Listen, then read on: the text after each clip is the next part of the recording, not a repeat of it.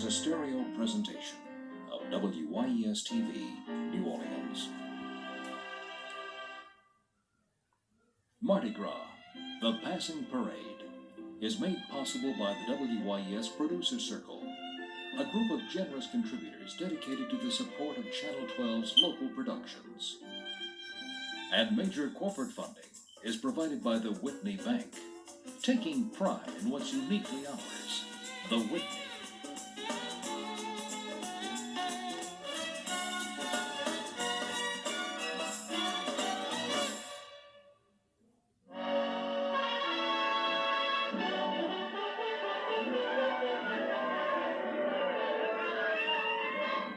Mardi Gras, New Orleans, when the hijinks grow higher and the night-blooming jamboree is in full flower, when an entire city rolls back the rug and kicks up its municipal heels, when revelry runs from curb to curb on a ring-tailed hoop-to-do with red-striped wheels in the biggest organized taffy pull on the carnival calendar of America, Mardi Gras, the big party.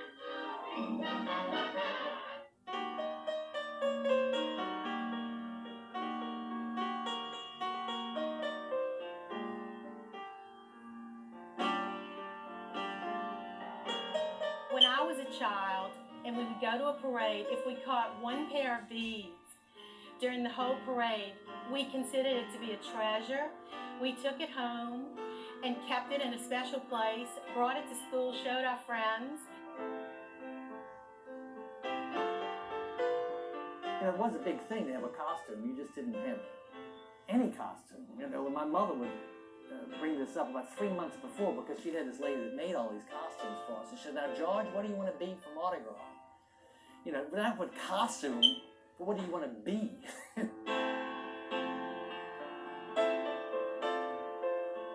All I threw was kisses. And it was very gracious and blew kisses and said hello and smiled a lot. There was pain in my face by the time we got back to the party afterwards, but it was a well-earned pain, and I loved every minute of it.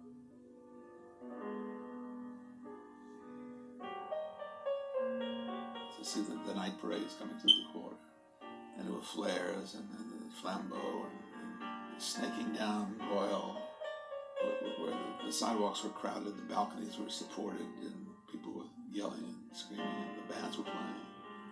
And it was a celebration of light. Those are my best memories of Mardi Gras. We're in the float den of the Rex Parade, where preparations are underway for another royal ride. I'm Peggy Scott Laborde. While Carnival's monarchs are always looking toward the future, they preside over a celebration rich in memories and tradition. We'll be looking at both as we explore Mardi Gras, the passing parade.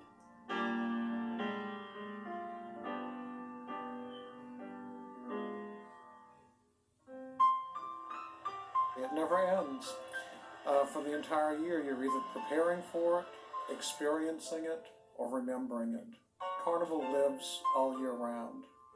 Where does the word carnival come from? Well, it comes from the Latin word for meat. And it is the celebration of eating meat for the last time before the beginning of the Lenten fast. Carnival is the full season, which begins on Twelfth Night and ends with Mardi Gras. Mardi Gras is one day, that Tuesday. It is the culmination of the carnival season. What we have is a very movable feast, a season that can last from almost a month to almost 2, thanks to early leaders of Christianity. The date of Carnival actually goes back to the Council of Nicaea in 325, when they tried to determine a date for Easter, and they decided that they wanted Easter to be on a Sunday. So the formula they came up with, by unanimous vote by the way, was that Easter would be on the first Sunday after the first full moon after the vernal equinox. Unless that Sunday happened to fall on Passover, then it would be on the following Sunday. So once you determine that, then it's a matter of counting back 40 days, not counting Sundays, because Sunday is not a day of Lent, which will get you to Ash Wednesday, then the day before that is Mardi Gras. Is there an easier way of figuring it out? No, there's not. Luckily, some ancients did all the figuring out for us a long time ago, so we don't have to worry about it. All we have to do is look in the book. The beginning of the season is January 6th, 12th night, the 12th night of Christmas, also known as King's Day. It's the Feast of the Epiphany, the date that commemorates when the Magi, or wise men, brought gifts to the Christ child. And that night has been celebrated in New Orleans since the earliest days of Creole society. The parties were given in townhouses and plantations. Whoever found the bean or the doll in their cake became the king or the queen of the next ball. The king cake, I'm sure, came in the baggage, the spiritual baggage of the French, because certainly by the 17th century, the celebration of King's Day had become a very important family day and celebration day. Today, the one sure, sweet sign that carnival season has begun is the presence of king cakes. It is believed that the king cake originated in Rome, with a festival called the Saturnalia. They turned the civil order upside down, and a slave became king for the day. That slave was often chosen to reign as a king by being given a small cake with a fava bean as the token to indicate that this was the winner of this chance. Eventually, the Catholic religion absorbed many pagan customs. By the Renaissance, it became sort of a universal practice in Christian Europe, where king cakes and bal masques were used. And in the 19th century, it was a special day that bakers celebrated. And the Bakers' Guilds paraded huge, enormous king cakes. Just what went inside the cake could vary. There was often used a gold bean, a solid gold bean, sometimes a jewel, sometimes even a ring. Sometimes even just a pecan or an almond here in New Orleans was used. So anything that was handy. I happen to have a number of porcelain favors which depict various things. The most common is the swaddled baby, which of course we also use in our contemporary king cakes, the baby. To everything, a season. What about the consumption of king cake outside the carnival season? If it's good enough, sure. I'll eat anything out of season as long as it's delicious. I would never eat king cake before the Feast of the Epiphany because it's a mortal sin. Oh, that would be sacrilege. Oh, well, scrape the sugar off. That's it. Is it whole wheat? You know? I crack my crown with the baby, you know?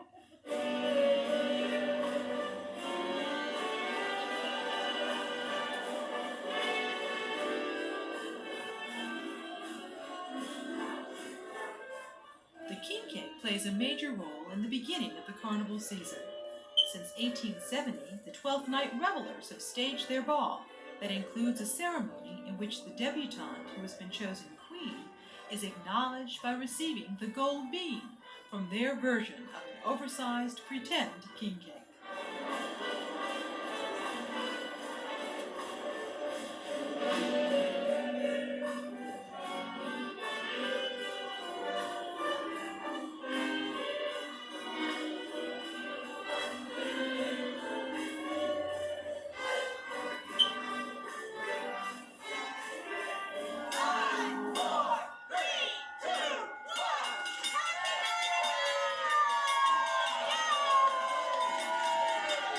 Since 1982, another group has been selecting their royalty on 12th night via king cake, but they do it on a streetcar. Adopting the name of a 19th century satirical carnival organization, the Funny 40 Fellows have been parading up and down St. Charles Avenue to the music of the Storyville Stompers. Riding the rails, they proclaim to New Orleans that it is indeed carnival time.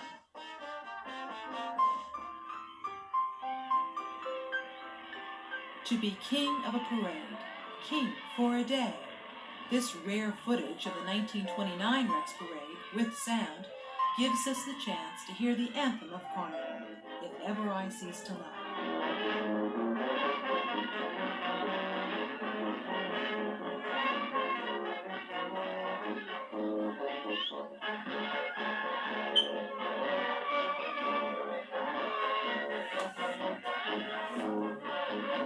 By the way, William H. McClellan was Rex that year. The king, or master of revels, of each parade and ball is elected by his society on the basis of all-round service to the organization. Traditionally, his identity is kept secret from the newspapers and the public. Even when he reports to the costumers for the fitting of his regal robes, he maintains his anonymity by wearing a mask.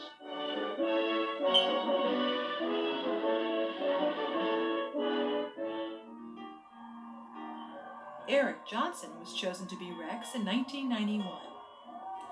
When Eric found out that he was going to be king, he didn't tell me for a long time.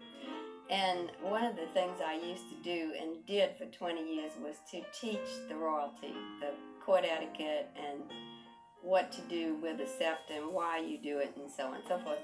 Anyway, Eric came home one night and he said, I saw the captain of Rex today and he wanted to know, would you come out of retirement to teach this year's king? I said, well, why would he ask me to do that? He said, well, I don't know. He just wanted you to take over this year's king. And I said, well, did he tell you who it is? He said, it's me. So I thought that was pretty cute, the way he told me about it. Preparations for the royal ride include a bit of primping, even by His Majesty. We do have hair stylists that take care of our hair for that day, and it is accomplished before getting on the float. When you get off the float, you have a chance to take it off for a while. The wig is then restyled when going out that evening, and I now can appreciate more the trouble that the women have as they go through life going to the beauty parlor every week. But you had a good hairdresser. I had a good hairdresser. He performed very well. He happens to be my hairdresser. And we also have makeup artists who tried to match the beard of the Rex to his hair and wig. And all of that takes a lot of time and a lot of patience, which most of us don't have. Each society, too, chooses its own queen from among the season's crop of debutantes. The nominations and balloting are secret, but whoever wins gets gowned in more than $1,000 worth of silk, satin, and sequins. To be selected is a major social triumph, and as her friends point out, no girl ever completely recovers from the honor. In 1949, Mrs. Eric Johnson, then Dolly Ann Souchon, was asked to be Queen of Rex. I had a call at my home from the captain of Rex, who was Reuben Brown at the time, and he came over to see me, and Mother and Daddy simply said, put on jeans and, somebody's coming by to see us. So I didn't know who it was until he got there, and then he invited me to be queen. And I was so excited because Rex was a big, big part of our lives growing up. Rex's queen had a busy life, including appearing on the balcony of the Boston Club on Canal Street for the traditional toast from Rex, who that year was Lester F. Alexander. Queen's father had already had a busy day himself. Dr. Edmond Souchon, or Doc Souchon as he was known, was also a jazz musician and catch a glimpse of his idol. Before he went to the Boston Club with me, with my mother and the entourage, he went to find Zulu. Back in those days, Zulu sort of came out from South Clavin somewhere. They didn't have the landing at the river and all that. And he had to go see Louis Armstrong before he came down to see Rex and to see me at the Boston Club. He wouldn't have missed that for anything in the world. And he didn't. This is a recently discovered photo of Doc Souchon meeting the jazz legend. Armstrong's coronation as Zulu took place the Sunday before Mardi Gras in the auditorium of Booker T. Washington High School. Here's an excerpt from the ceremony, which was broadcast on a national radio program. Ladies and gentlemen, this has been my life ambition to be the king. Of course, I've been a member all my life. And finally I got lucky this year and dug it. And it's really going to be a thrill. I can't hardly wait till Tuesday morning myself. On the day before Mardi Gras, New Orleans Mayor De Lesseps Morrison, better known as Shep Morrison, paid tribute to Satchmo. In recognition of your efforts, your services to the people of our community, we want to present you with this plaque of honorary citizenship, at the same time to give you the key to the city. To Louis Armstrong.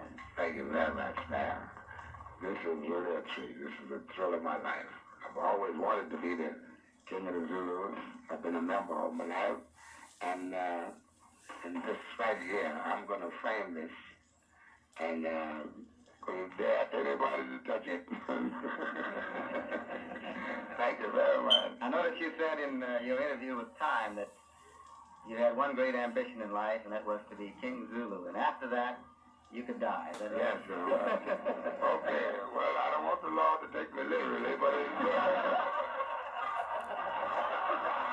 Of course, being Queen of the Zulus is also a thrill. Janae Mercadal, later known as G. Tucker, had moved to Los Angeles to pursue an acting career.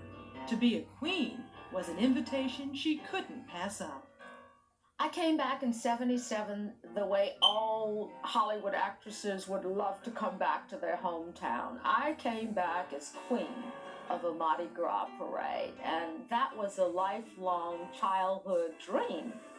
What was really exciting was that the Zulu Club met me at the airport, which they try to traditionally do a feeling of the queen coming in for the first time. Well, I think I was probably one of the first queens to really be coming from somewhere where I didn't have to go away and come back. This transformation from actress to queen would take place with a little bit of help from one of Tinseltown's most famous dress designers. Bob Mackie was the famous Bob Mackie who did Cher's things, designs, and many other Hollywood actresses, was the designer of both my ball gown and my float gown. Not only did the 1977 Queen of Zulu dress the part, she played it to the hilt. I kind of put on a little show, as the guys say. I created this Hollywood Queen Zulu walk and just strutted my stuff all around the ball, and lights and camera and action, very much Hollywood style.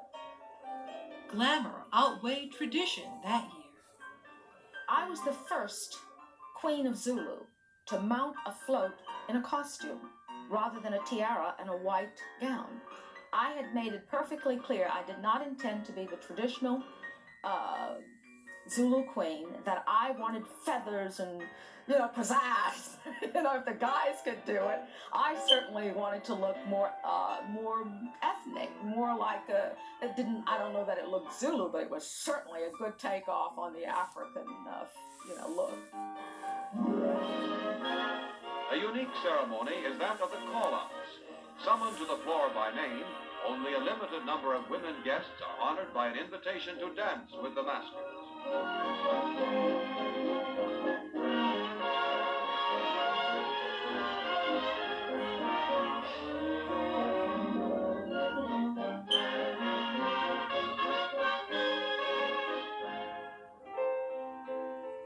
I have to say that it's more fun to go to a ball when you're unmarried than it is when you're married, because people call you out and you have no idea who they are, and you dance around the floor with a perfect stranger and you never do find out who called you out sometime. That happened to me when I was a widow.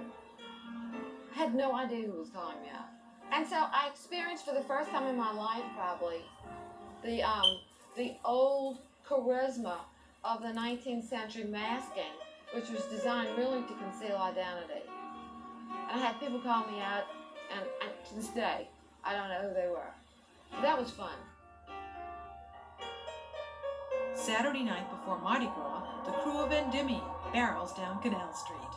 Meanwhile, inside Municipal Auditorium, there is a much quieter celebration, one that's been a part of the New Orleans Carnival for over a century. The annual original Illinois Club Ball. Wally Knight was the founder of the club.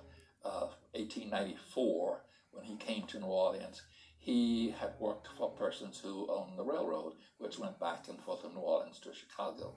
And he moved back to New Orleans in 1894, and he found that there were no places for young, as we call Negroes at that time, to learn some of the social graces and to really interact with each other there. So he formed a school of dance, and this was open to both male and female. So in 1895, they had a ball. And after the ball, they decided, well, we want to remain together as a club. And then they formed the club in October of 1895. And the club has been in existence since 1895, up to this date. The ball features really the presentation of young black girls to the formal society of New Orleans. A number of them don't know how to waltz. They're taught how to waltz, they're taught how to walk, they're taught social graces. They get contacts. They then are formally presented to the society of the city of New Orleans, and to the world too. If you notice at the ball, when the girls are being introduced, you see the club members talking with her all the time, keeping her smiling and things like that. Now, when I asked the girl, I would always say to her, this is your show. You're it. All the eyes on you. Make use of it. And keep their interest up and keep them going. So they get that kind of exposure.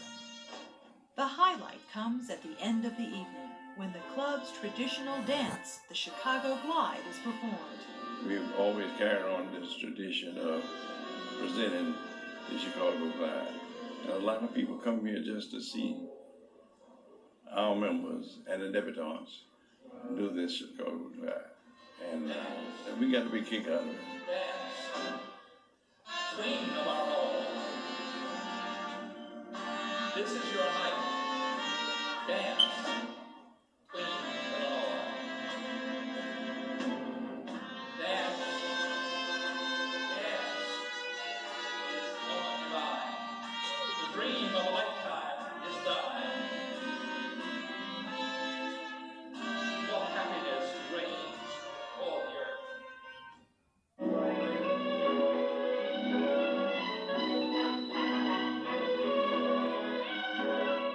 Costuming is probably the most important part of the whole affair. For in this kingless and workaday republic, whose male citizens must crowd what color they can into their neckties, Mardi Gras puts spangles on bankers and rhinestones on real estate men, and offers the merchant his one chance to swagger in plumes and polychromatic pants through his favorite boyhood pages of the Arabian Nights. I was always a cowboy. Oh, absolutely. Cowboy. Lash LaRue, Hopalong Cassidy, people like that. Oh, there was a movie made about 1952 called Knights of the Round Table, right? And I'd gotten it into my head that I wanted to be Sir Lancelot. Oh, another time, let me think. Toulouse-Lautrec. I wanted Toulouse-Lautrec. And maybe it's just where it all got started. Don't you want to be short, an alcoholic, and a painter when you grow up, George? Well, I became an alcoholic, and I'm a painter, but I'm not short, But carnival is like this prophecy, There's prophecy in it. I have wonderful memories of New Orleans Mardi Gras in the neighborhoods. I remember seeing people masking and the Indians coming through the neighborhood. I do remember the ladies that used to dress up as the baby dolls with all the little pink fur and the satin. They were delightful. You know who else frightened us to death? Was the guy that would play the skeleton. All dressed up in a skeleton. Some of Mardi Gras' most elaborate costumes can be seen at the Bourbon Street Awards, the gay costume contest.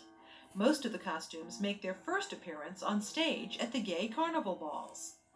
As far as we can tell, although there was gay presence out on the streets masking at Mardi Gras for probably centuries, probably the first organized gay carnival ball was the Crew of Yuga, which was probably founded around 1958, and they gave their first ball that year in someone's living room on South Carrollton Avenue, and did a little tableau apparently, and had a little party and invited some friends and had a good time. And then it grew, and by the 5th year, they were renting a nursery school, a preschool building in Metairie, right off Veterans behind the Schwegmans. And that was in 1962. That was their 5th year. And someone complained to the Jefferson Parish deputies, and the ball was raided. And 97 people were arrested, names in the paper. It ended really very tragically. And in 1962 in New Orleans, to be identified as gay and have your name in the paper was tantamount to losing your job, ending your career, maybe being disowned by your family. But slowly at night it opened more and more and more and more, and now everybody wants to come to Gay Ball. The early 80s was the golden age. By then there were usually between 12 and 15 gay carnival clubs presenting a ball and inviting their friends. And it peaked, I think, about 84, 85. And since then it went from about 12, 15 down to only the 4 that are remaining, with Petronius being one of them. Has a membership of less than 20 people, and people are surprised at that. I'm told that Amun-Ra has a larger membership, but that Petronius and Arminius and Lords of Leather all have really rather small memberships. So it's on the backs of a very few people to put on the ball each year. Formed in 1962, the same year the crew of Yuga Ball was raided, the crew of Petronius is now the oldest gay crew. It is named after an ancient Roman playwright known for his erotic stories, the most famous being Satyricon. Not much is traditional during a gay ball. All the costumes have to be coordinated with the theme, so it's automatically like an ongoing show, like an ongoing review, huge cabaret show. The first costume that I ever had, was my favorite one, which was like Narcissus, and it was a big flower. It was one of the funniest ones that I ever had. And then the next huge costume that was also a milestone in the ball was the first time that we used firework. And it was me that became the queen, and with huge firework display behind the costume, that at the beginning everybody thought that I'm going on fire because of the smoke and everything. In those early years, a real challenge was finding a suitable location for the balls. Municipal Auditorium was booked with traditional pageants, and there was another reason why that building wouldn't do. A lot of gay people, very, very closeted, somehow felt they would be less visible going down to St. Bernard than walking in and out of the Municipal Auditorium or the Theater of Performing Arts on Rampart Street. So why are there now only 4 gay carnival organizations left? When you look back to the 1960s when these clubs were founded, they were just about the only kinds of gay social organizations there were. Now, of course, there's a whole range of wonderful kinds of organizations within the gay community that people can participate in. Social, political, health, arts, sports, all sorts of groups. But also, the third factor, sadly, is that the membership of the gay carnival clubs has been terribly, terribly decimated by the onslaught of AIDS.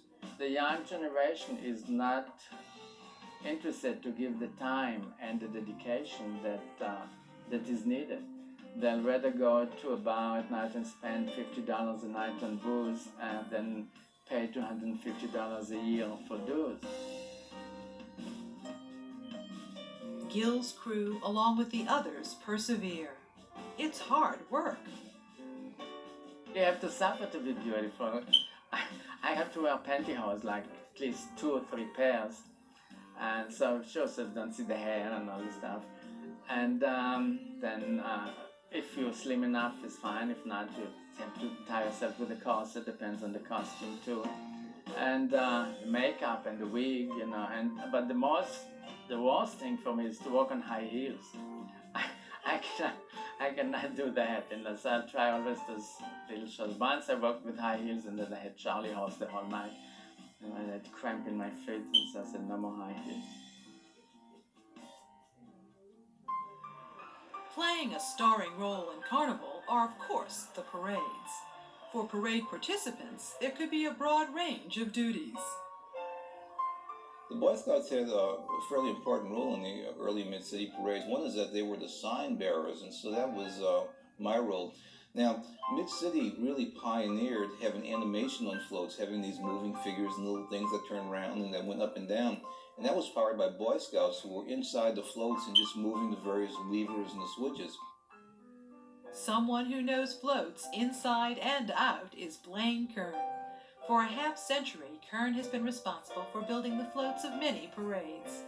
The son of a sign painter from Algiers, Kern combined a love for art and Mardi Gras. He started helping his father build floats for neighborhood crews and took art lessons. Oh yeah, Leonard Fletridge, John McCready. I meant, look, I worked with great guys. In other words, and I mean talented individuals. Apprenticing to longtime float builders Henry Soule and Harry Crassons, Kern learned his craft. By 1953, he was building the Rex Parade. His big break came in the mid-50s, when the new captain of Rex wanted to add some visual excitement to the parade. Darwin Fenton was a very worldly man. And he said, Blaine, we're going to really improve Rex. I'm going to send you over to Viareggio in Italy. Carnival in Viareggio is renowned for its animated figures made from papier-mâché. He said, Blaine, I want to make this, and after I'd come back from Europe, I want to make our parade look like that over there. He sent me over, and I don't know, it was mid-20s or something like that, and my God, my eyes opened up. I was looking at genius, and they showed me how they did some of this animation, and they would take, this is something you'd never learned in a school, but I went not only there, I went to a Carnival in Nice, I went to Carnival in Mans, Frankfurt, and Cologne, Prince Carnival, and I went then to Valencia, as they say. And anyway, but I got, what a tremendous education. I saw the incredible colors that the Italians have, the walking heads and figures, and felt absolutely went crazy about it. But he did this out of his own pocket. He paid, the Rex organization didn't pay. He did this on his own. He was more than just a stockbroker. He was a very imaginative man, a guy who believed in the tradition of Rex, and who really ran the group with a great eye to tradition and to originality. The first year we imported 3 or 4 figures, I forget what it was, and we did some work ourselves, some of the animation. But I also brought in the colors that were from Italy, which were much more brilliant, and stronger. Kern's business kept growing. Yet if ever there was a temptation,